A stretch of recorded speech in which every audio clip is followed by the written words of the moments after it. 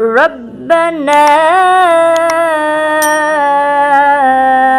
آتنا في الدنيا حسنة وفي الآخرة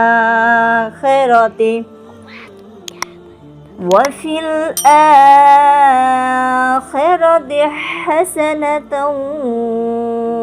وقنا عذاب النار।